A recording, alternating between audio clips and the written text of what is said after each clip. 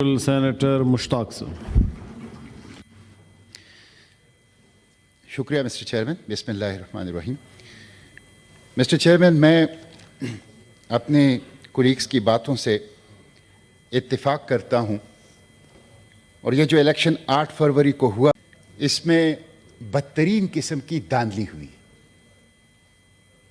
اور دھاندلی کی جتنی بھی قسمیں ہیں وہ ہم نے اس الیکشن میں دیکھی. یہ ایک جعلی الیکشن تھا, اور اس جعلی الیکشن کے نتیجے میں کوئی حکومت اگر بنے گی تو وہ جعلی ہوگی.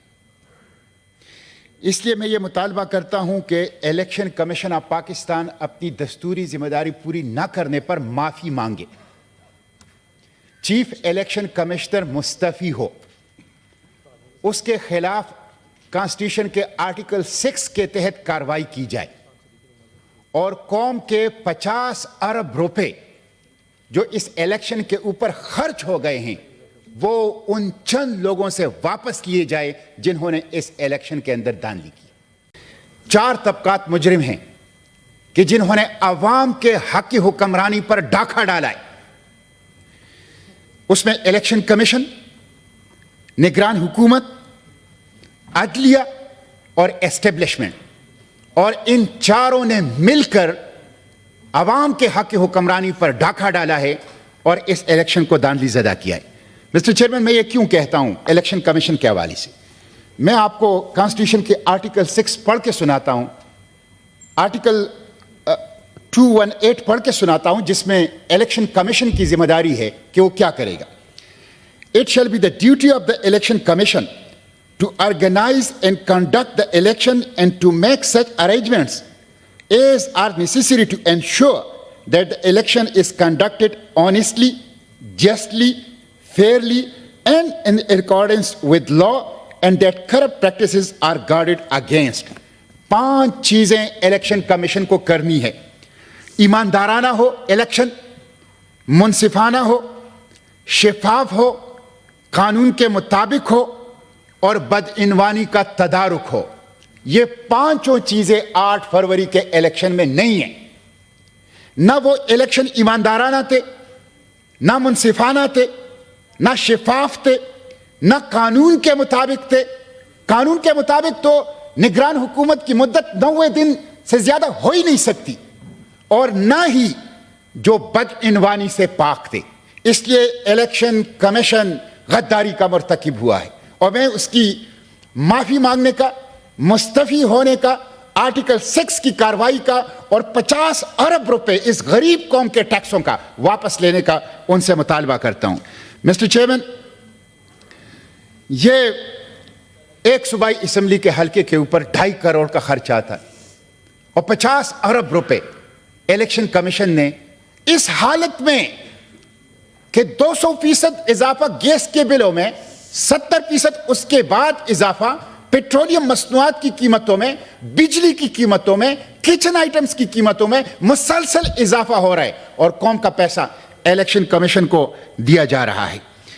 مسٹر چیئرمین, یہ عجیب غریب حکومت تھی جس میں حکومت پہلے بنی, وزیر اعظم کا تعین پہلے ہوا, اور جس میں اعلان کیا گیا کہ ہماری بات ہو گئی ہے, اور پھر اسی کے لیے الیکشن کا انعقاد کیا گیا. میں تو سمجھتا ہوں کہ صرف دھاندلی نہیں ہے, بلکہ بیلٹ پیپر کا اور بیلٹ باکس کا اور عوام کی حق کی حکمرانی کا ایک ریپ ہوا ہے کہ جو ہم نے دیکھا ہے. الیکشن کے دن آپ دیکھیں, الیکشن کے دن آپ نے موبائل سروس بند کر دی, آپ نے انٹرنیٹ سروس بند کر دی. اسی وقت پتہ چل گیا کہ الیکشن فری, فیئر اور ٹرانسپیرنٹ نہیں ہے. اور گزشتہ 3 دنوں سے ٹویٹر جو سوشل میڈیا پلیٹ فارم ہے وہ بند ہیں. آپ نے اس دن 8 فروری کو موبائل فون اور انٹرنیٹ سروس کیوں بند کیا؟ آپ گزشتہ 3 دنوں سے ٹویٹر کو کیوں بند کر رہے ہیں؟ اس لیے کہ دال میں کچھ کالا نہیں, ساری کی ساری دال کھالی ہے, دھاندلی ہوئی ہے. آپ فیس نہیں کر رہے ہیں, آپ خوفزدہ ہیں. اس لیے, اور ٹویٹر کے اوپر, سوشل میڈیا پلیٹ فارم کے اوپر پابندی, اس کی بندش, یہ تعلیمی نقصان ہو رہا ہے, معاشی نقصان ہو رہا ہے, بشری حقوق کے اوپر ڈاکہ ہے, لوگوں کے लोगों के डिजिटल राइट्स के ऊपर डाका है जिसे किसी सूरत तस्लीम नहीं किया जा सकता। मैं इसकी मजम्मत करता हूं और इस ईवान के तवस्सुत से मुतालिबा करता हूं कि तमाम सोशल मीडिया प्लेटफॉर्म्स पर बंदिश से इज्तिनाब किया जाए और इसको बहाल किया जाए।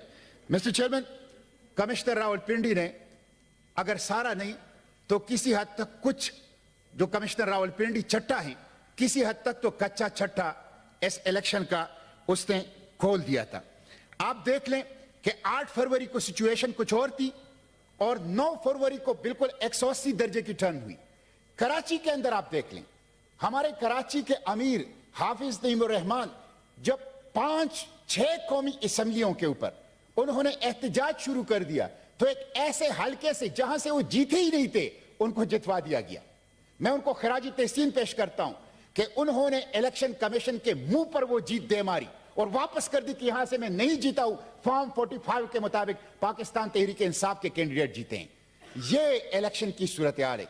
इसलिए मिस्टर चेयरमैन, मुझे तो बड़ा दुख हुआ इसके ऊपर कि बलूचिस्तान से बाप और बेटा ड्रग माफिया और अफगानी और खैबर पुख्तनख्वा पेशावर से अफगानी, वो इस इलेक्शन के अंदर जो अफगान नेशनल हैं, पाकिस्तानी नहीं है, वो भी पाकिस्तान की पार्लियामेंट में आए हैं। तो बिल्कुल दुरुस्त कहा मेरे कोलीग ने कि जो ड्रग माफिया के लोग हैं और जो पाकिस्तानी नेशनल ही नहीं है उनको भी इलेक्शन कमीशन ने इस इलेक्शन के अंदर पास करवा दिया। इसीलिए बलूचिस्तान से, खैबर पुख्तनख्वा से, इंटीरियर सिंध से आवाजें उठ रही है कि ये इलेक्शन बिक गया था, पहले से सौदे हो गए थे, लोगों ने रकूमत वसूल कर ली थी और उसके मुताबिक रिजल्ट का ऐलान कर दिया गया। यह बहुत बड़ा सवाल है जिसकी तहकीकात जो है वो होनी चाहिए। धांधली करने वाले मिस्टर चेयरमैन ये कौमी मुजरिम हैं, ये दस्तूर के गद्दार हैं, ये कौम के गद्दार हैं। उनकी वजह से नफरतें बढ़ रही है, उनकी वजह से माशरे में तकसीम बढ़ रहा है, उनकी वजह से इंतशार बढ़ रहा है। धांधली करने वाले पाकिस्तान की सालिमियत से, जोग्राफी से, कौमी यकजहती से खेल रहे हैं, पाकिस्तान की मुस्तकबिल से खेल रहे हैं।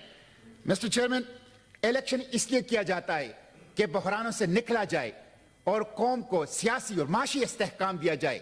लेकिन यह एक ऐसा इलेक्शन है जिसने एक अजीम तर बहरान के अंदर कौम को धकेल दिया, सियासी बहरान के अंदर, माशी बहरान के अंदर। इसलिए मैं समझता हूं कि इस इलेक्शन के अंदर इन्वॉल्व, जो रेगिंग के अंदर इन्वॉल्व लोग हैं, वो कौमी मुजरिम हैं।